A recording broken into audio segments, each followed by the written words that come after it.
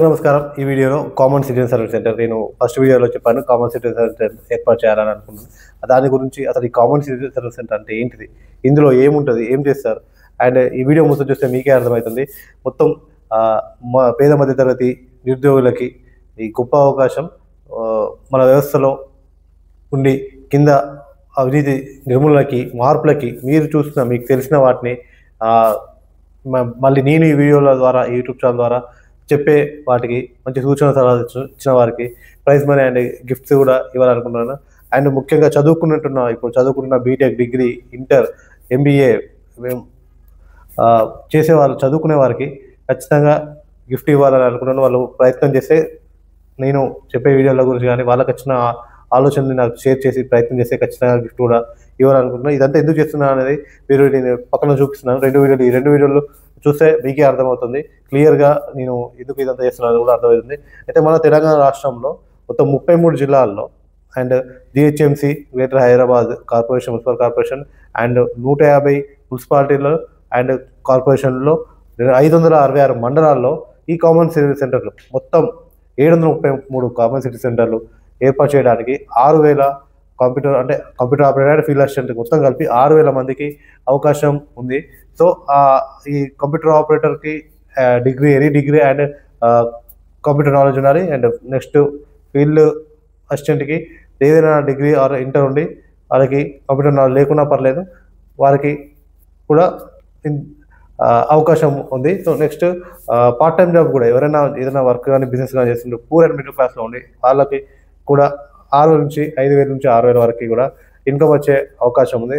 And నేను work for developed India ఈ ఛానల్లో కూడా నేను ఈ కామన్ సర్వీస్ సెంటర్ గురించి అసలు ఈ సర్వీసెస్ ఏమేమి సర్వీసెస్ ఇందులో ఇవ్వాలి, ప్రజలకి ఇవ్వాలని అనుకుంటున్నా వాటి గురించి కూడా అవి ఈ ఛానల్లో కూడా ఎక్స్ప్లెయిన్ చేస్తున్నాను. సో ఆ ఛానల్ కూడా సబ్స్క్రైబ్ చేసుకుని ఆ ఛానల్లో కూడా చూడండి. ఇంట్రెస్ట్ ఉన్న వారి డిస్క్రిప్షన్లో Instagram ID and WhatsApp number కూడా చేశాను. ఇంట్రెస్ట్ ఉన్న వాళ్ళు మెసేజ్ చేయండి. అన్ని వీడియోస్ చూడండి. ఈ వీడియోస్ నుంచే తర్వాత ఏదైనా క్వశ్చన్స్ లాగా అడిగి అందులో ఎక్కువ మంచిగా అంటే నేను చెప్పేది అంతా ఆన్లైన్ సర్వీసెస్ గురించి, మన country development and poor and middle class development గురించి. కాబట్టి వాటిలో నాలెడ్జ్ ఉండి వాళ్ళకు ఇంట్రెస్ట్ ఉన్న వాళ్ళకి ఆ క్వశ్చన్స్ అడిగి సెలెక్ట్ చేయడం జరుగుతుంది. కాబట్టి ఒకవేళ ఈ వీడియో ఎవరైనా జాబ్ చూసినా కానీ, ఒకవేళ ఏదైనా బిజినెస్ వాళ్ళు చేస్తున్న వాళ్ళు కూడా చూసినా, మీకు తెలిసిన రిలేషన్లో ఎవరైనా పూర్ ఫ్యామిలీస్లో ఉండి వారు నిరుద్యోగులై ఉంటే వారికి ఈ వీడియో షేర్ చేయండి, లేదా మీ యొక్క గ్రూపులలో షేర్ చేయండి. అయితే ఈ మన ప్రభుత్వ కార్యాలయంలో కేంద్ర రాష్ట్ర ప్రభుత్వ సేవలు పథకాలు పొందడంలో చాలామంది సామాన్య పేద మధ్యతరగతులు చాలా ఇబ్బందులు పడుతూ వివిధ ప్రభుత్వ శాఖలలో చాలా విధాలుగా లంచాలు అడిగే అవకాశాలు మన మాన్యువల్ వ్యవస్థ ఉన్నందువల్ల చాలా ప్రజలు ఏం చేయలేక లంచాలు ఇస్తూ పనిచేయించుకున్నారు. కొందరు ఆన్లైన్ సెంటర్ వాళ్ళు ఉద్యోగులు చెప్పే మాయమాటలకి మీడియేటర్లు ఎక్కువ కమిషన్లు తీసుకుంటున్నారు. సరైన అవగాహన లేక కొందరు మోసపోతూ ఎక్కువ లంచాలు కూడా ఇస్తున్నారు. అయితే కొన్ని పథకాలకి దరఖాస్తు చేయడం లేదు. ప్రభుత్వ ఆర్థిక సాయం కూడా పొందడం లేదు. కాబట్టి ఈ పేద మధ్యతరగతి ప్రజల అన్ని కేంద్ర రాష్ట్ర ప్రభుత్వ సేవలు పథకాలు ఆన్లైన్లో కానీ మాన్యువల్లో కానీ తక్కువ ఫీజులతో అప్లై చేసి వారికి ఎలాంటి లంచాలు ఇప్పించకుండా, ఉద్యోగులకు ఎలాంటి కమిషన్ లంచాలు ఇప్పించకుండా సర్వీస్ అందించాలని చెప్పేసి ఈ ప్రయత్నం చేస్తున్నాను. నేను ఫేస్ చేసిన వాటిలో కొన్ని వీడియోలో చెప్తాను. నాకు తెలిసిన అతను ఇల్లు కట్టుకోవడానికి బిల్డింగ్ పర్మిషన్ అప్లై చేయడానికి ఒక ఆన్లైన్ మీడియేటర్ దగ్గరికి వెళ్ళాడు. వాళ్ళ 75 గజాల ఉన్న ఫ్లాట్, 75 గజాల వాటికంటే రూపాయి మాత్రమే దానికి పర్మిషన్కి ఎలాంటి ఫీజు లేదు, దానికి ప్లాన్ కూడా అవసరం లేదు. అయితే అప్లై చేసే అతను 500 ఒక 1,000 రూపాయలు తీసుకోవచ్చు, కానీ అతను 5,000 తీసుకున్నారు. ఇలా చాలా మంది తీసుకుంటున్నారు. కొందరు 10,000 కూడా తీసుకొని జస్ట్ బిల్డింగ్ పర్మిషన్ అప్లై చేయడానికి 10,000 మాత్రం తీసుకోవాలి అవుతుంది. అండ్ బిల్డింగ్ పర్మిషన్ గురించి నేను డీటెయిల్గా ఒక వీడియో చేశాను. ఆ వీడియో కూడా నేను డిస్క్రిప్షన్లో పెడతాను, ఆ వీడియో కూడా చూడండి. Next registration department. అయితే డాక్యుమెంట్ రైటర్ అన్ని కరెక్ట్గా ఉన్నా రిజిస్ట్రార్కి ఇచ్చే కమిషన్స్ కలుపుకొని ఫ్రీగా తీసుకుంటున్నారు. అదంతా మనం అందరూ చూస్తున్నారు. చాలా ఎక్కువ కొందరు తీసుకుంటున్నారు. ఎగ్జాంపుల్గా నా రిలేషన్ వారికి రిజిస్ట్రేషన్ చేయడానికి నేను తెలిసిన వాళ్ళని అడిగితే ఒక అడ్రస్ చెప్పారు. రిజిస్ట్రేషన్ ఆఫీస్ అక్కడే ఉంది, రిజిస్ట్రేషన్ ఆఫీస్ పక్కనే ఉంది. డాక్యుమెంట్ దగ్గరికి వెళ్ళాను. అతను చూసి డాక్యుమెంట్ చూసి మీకు పర్మిషన్ లేదు కాబట్టి 80,000 ఎక్స్ట్రా అవుతాయి అన్నాడు. మొత్తం ఫీజుతో కలిపి 2,10,000 2,20,000 అవుతున్నాయి. ఇక నాకు సరే ఇంత అవుతుందని చెప్పేసి నేను మళ్ళీ వేరే ఒక ద్వారా ఇంకో డాక్యుమెంటరీ దగ్గరికి వెళ్ళాను. అతను 50,000 ఎక్స్ట్రా అవుతాను, ఫీజు కాక ఇంకా 50,000 ఎక్స్ట్రా అవుతాను. లాస్ట్కి ఇంకొక ద్వారా ఒక రిటైర్డ్ సబ్ రిజిస్టర్ ఆయన ఇంతకుముందు ఈ సబ్ రిజిస్ట్రేషన్లో ఆఫీసర్గా పనిచేసి రిటైర్ అయిన అతని దగ్గరికి వెళ్తే అతను 15,000లో చేపిస్తా అన్నాడు. అసలు ఈ ఇన్కమ్ ఇది ప్రాపర్టీ రిజిస్ట్రేషన్ విషయంలో చాలామంది ఇప్పుడు అర్జెంట్ లోన్స్ కానీ రిజిస్ట్రేషన్ కానీ ఆగిపోతే మళ్ళీ ప్రాబ్లం అవుతుంది అని చెప్పేసి ఇట్లా ఈ లంచాలు ఎంత అడిగితే అంత ఇస్తే కొన్ని చోట్ల రిజిస్ట్రేషన్ చేయించుకుంటున్నారు. సో ఆఖరికి స్టాంప్ కొట్టే అతను కూడా అప్పట్లో 100 తీసుకున్నది ఇప్పుడు 200 తీసుకున్నారు. అంటే ఒక్క రోజుకి ఒక 20-30 రిజిస్ట్రేషన్లు అయితే అనుకుంటే యావరేజ్గా, అంటే 20 రిజిస్ట్రేషన్లు వాళ్ళకి జీతం కాక రోజుకి 2,000 వస్తాయి అన్నట్టు ఒక స్టాంప్ కొట్టేదాన్ని. అదే సబ్ రిజిస్టర్కి అయితే ఎంత ఎంత ఎంత అమౌంట్స్ వస్తాయి, ఎన్ని లంచాలు వస్తాయో అది మీరే అర్థం చేసుకొని, అందుకే రిజిస్ట్రేషన్ వ్యవస్థ మారాలని, ఎలా ఈ అవినీతి లేకుండా రిజిస్ట్రేషన్లు చేయాలని నాకు వచ్చిన ఆలోచనని నేను ప్రభుత్వానికి పంపాను. అది మీకు పక్కన చూపిస్తున్నాను. నేను ప్రభుత్వానికి ఏం పంపాను, ఈ రిజిస్ట్రేషన్ వ్యవస్థలో ఎట్లా జీరో కరప్షన్ చేయొచ్చు అనే నాకు ఆలోచన కూడా పంపాను. సో దాని గురించి నేను వేరే డీటెయిల్ వీడియో మళ్ళీ చేశాను. సో అయితే ఎందుకంటే నేను చూస్తున్న నాకు తెలిసిన వాటిలో ఎక్కువ ప్రజలు లంచాలు ఇచ్చేది మాత్రం ఈ శాఖలోనే, కాబట్టి అందుకే నేను ఇంత డీటెయిల్గా చెప్పాను.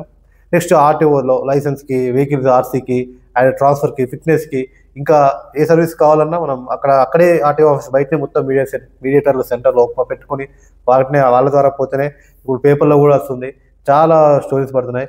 అంతకుముందు ఫ్లాగ్ పేపర్ అంటే ఫైల్కి ఫ్లాగ్ పెడితే ఆ ఫ్లాగ్ ఉన్న కలర్ని బట్టి వాళ్ళు తొందరగా రిజిస్ట్రేషన్ చేసేదన్న. ఇప్పుడు పిన్ కలర్ బట్టి రిజిస్ట్రేషన్ చేయాలంటే ట్రాన్స్ఫర్ ఆఫ్ ఇది లైసెన్స్ కానీ ఇవన్నీ చేయడం జరుగుతుందన్న. అందుకే ఇది చాలా అవినీతి ఉన్న వాటిలో ఎక్కువ ఇది ఒక. నెక్స్ట్ మున్సిపల్ డిపార్ట్మెంట్లో ఇంటి నెంబర్ ఇవ్వాలన్నా, ముటేషన్ చేయాలన్నా, హౌస్ పర్మిషన్ ఇవ్వాలన్నా, షాప్కి లైసెన్స్ ఇవ్వాలన్నా, పెన్షన్కి మంజూరు చేయాలన్నా, నల్ల కలెక్షన్ ఇవ్వాలన్నా, బర్త్ సర్టిఫికేట్ ఆఖరి డెత్ సర్టిఫికేట్ కూడా కొందరు డబ్బులు తీసుకుంటున్నారు. అయితే బర్త్ సర్టిఫికేట్ నేమ్ కరెక్షన్ కూడా లంచాలు అడుగుతున్నారు. సామాన్య ప్రజలు చేసేదేం లేక ఇస్తున్నారు. ఆయన రెవెన్యూ డిపార్ట్మెంట్లో పట్టా పాస్బుక్ రిజిస్ట్రేషన్కి, రేషన్ కార్డు కూడా ఇప్పుడు మొన్న వచ్చిన కొత్త రేషన్ కార్డులో కూడా కొందరు లంచాలు తీసుకుంటున్నారు. సో ఇట్లా మన నేమ్ ట్రాన్స్ఫర్కి, ప్రభుత్వ స్థలాలకు పట్టాలు ఇస్తూ, కొన్ని సర్టిఫికేట్లకు మనం రెవెన్యూ తీసుకున్నాం, ఆ సర్టిఫికేట్లో కూడా అలా కమిషన్ లంచాలు తీసుకున్నారు. ఇట్లా చాలా డిపార్ట్మెంట్లో, ట్రెజరీ డిపార్ట్మెంట్లో, health, education, agriculture, civil supply and women and child welfare, police department, ఇలా చాలా డిపార్ట్మెంట్లలో ఏసీపీకి దొరికిన వారిని కూడా మనం చూస్తున్నాము. రోజు పేపర్లో వస్తుంది. వాళ్ళు ఇప్పుడు కొత్తగా ట్విట్టర్లో కూడా పెట్టడం జరుగుతుంది. సో ఇప్పుడు చూస్తున్నాం, ఫ్యూచర్ కూడా చూస్తూనే ఉంటాం. ఇలా చాలా ఉన్నాయి. కాబట్టి ప్రతి డిపార్ట్మెంట్ గురించి అవినీతి ఎలా జరుగుతుంది అంటే ఒక సర్వీస్కి ఎలా జరుగుతుంది, అందులో లంచాలు ఇచ్చే అవకాశం ఉండకుండా సిస్టమ్ని మార్చాలనే దాని గురించి ప్రతి టాపిక్ డీటెయిల్గా నేను వీడియో చేయాలనుకుంటున్నాను. అండ్ అక్కడికి బ్యాంకుల్లో కూడా PGP లాంటి సబ్సిడీ లోన్స్లో కూడా చాలామంది మీడియేటర్లు ఈ మోసం చేస్తున్నారు. మా సొంత మామయ్య కూడా మోసపోయాడు. దాని గురించి నేను వేరే వీడియోలో చెప్తాను, దీని లోన్ గురించి అంతా. అయితే ఇలా మన దేశంలో ఇవాళ అన్ని జిల్లాలలో, మండలాల్లో అండ్ పట్టణాలలో లంచాలు ఇస్తూ పేద మధ్యతరగతి ప్రజలు చాలా మోసపోతూ ఏం చేసేది ఏం లేక ఇస్తున్నారు. సో ఈ నిరుద్యోగుల ద్వారా కామన్ సెంటర్లు కొందరి ద్వారా ఏర్పాటు చేసి ఈ పథకాల సర్వీస్లకి, రాష్ట్ర పథకాల సర్వీస్లకి, కేంద్ర పథకాల సర్వీస్లకి తక్కువ ఫీజుతో అప్లై చేయించడానికి అండ్ ఉద్యోగులకు ఎలాంటి కమిషన్ ఇవ్వకుండా అందించాలని ప్రయత్నం చేస్తున్నాను. ఇందులో భాగంగా మొదట మన తెలుగు రాష్ట్రాల్లోని నిరుద్యోగ పేద మధ్యతరగతి యూత్తో స్టార్ట్ చేయించి తర్వాత మన దేశంలోని మిగతా రాష్ట్రాల్లో పెట్టాలని ప్రయత్నం చేయాలనుకున్నాను. అన్ని రాష్ట్రాల్లో పెట్టడం అవుతుందో కాదో తెలియదు, కానీ ప్రయత్నం చేయడంలో తప్పులేదు, కాబట్టి అయితే అవ్వచ్చు అనే ఉద్దేశంతో ప్రయత్నం చేయాలనుకుంటున్నాను. ఫైనల్లీ ఈ ఛానల్ సబ్స్క్రైబ్ చేసుకొని మీ ఫోన్లో ఉండే గ్రూప్లలోనైనా, వాట్సాప్ గ్రూప్లో షేర్ చేసి ప్రభుత్వ పథకాలు సిస్టంలో మార్పులు జరగాలని, అవినీతి వ్యవస్థ మారాలని ప్రయత్నించి నాకు సపోర్ట్ చేయండి. మన రాష్ట్రం దేశంలోనే మొదటి స్థానంలో ఉండాలి. దానికి మనం ప్రయత్నం చేయాలి అని కోరుకుంటూ జై తెలంగాణ, జై భారత్, జై హింద్.